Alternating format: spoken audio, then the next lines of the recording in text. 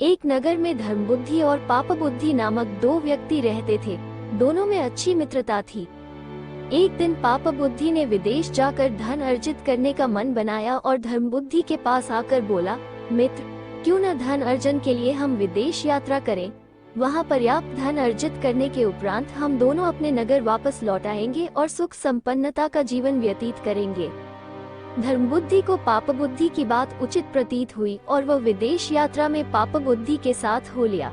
दोनों ने देश देशांतर की यात्रा की और प्रचुर धन अर्जित किया।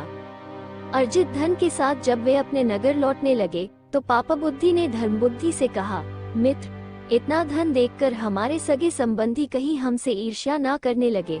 ऐसे में अनिष्ट की आशंका रहेगी, इसलिए उचित होगा कि हम अपना धन नगर के बाहर किसी सुरक्षित स्थान पर रख दें।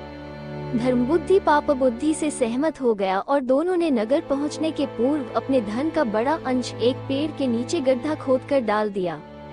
गड्ढे को मिट्टी से ढककर उसे सूखी पत्तियों से छुपाकर वे नगर आ गए। कुछ दिन व्यतीत होने के उपरांत पापबुद्धि उसी स्थान पर वापस लौटा। गड्ढे को खोदकर उसने पूरा धन निकाल लिया और उस पर मिट्टी डालकर पुनः सूखी पत्तियों से ढक दिया। पूरा धन घर में छुपाने के उपरांत वह धर्मबुद्धि के पास पहुंचा और बोला, मित्र, मुझे पारिवारिक कारणों से धन की आवश्यकता पड़ गई है, इसलिए चलो हमारे विदेश में अर्जित धन में से कुछ धन निकाल कर ले आते हैं। धर्मबुद्धि तैयार हो गया। दोनों जंगल में निर्धारित स्थान पर पहुँचे। धर्मबुद्धि ने गड्ढा खोदा, किंतु वहाँ से धन नदारद था। दुष्ट पापबुद्धि रोने पीटने का नाटक करने लगा और धर्मबुद्धि पर धन चुराने का आरोप लगाने लगा। बात नगर के धर्माधिकारी के पास पहुंची। पापबुद्धि ने धर्माधिकारी के समक्ष धर्मबुद्धि पर चोरी का आरोप लगाया और न्याय की गुहार लगाने लगा। धर्मबुद्धि अपने मित्र के इस व्यवहार से आश्चर्यचकित था। वो धर्माधिकारी के समक्ष जड़वत खड़ा रहा। पापबुद्धि कहने लगा, जिस स्थान पर हमने धन गड्ढे में डाला था वहाँ के पेड़ साक्षी हैं। आप उनसे पूछिए, वो जिसे चोर कहेंगे उसे चोर मान लिया जाए। धर्माधिकारी ने निश्चय किया कि अगले दिन पेड़ों की साक्षी ली जाएगी।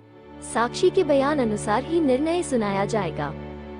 सुबह मुंह अंधेरे पापबुद्धि ने अपने पिता को गड्ढे के पास के पेड़ की खोखली जड़ के अंदर बिठा दिया और बोला, जब धर्माधिकारी पेड़ से पूछे कि चोर कौन है तो आप धर्मबुद्धि का नाम लेना। पिता ने ठीक वैसा ही किया।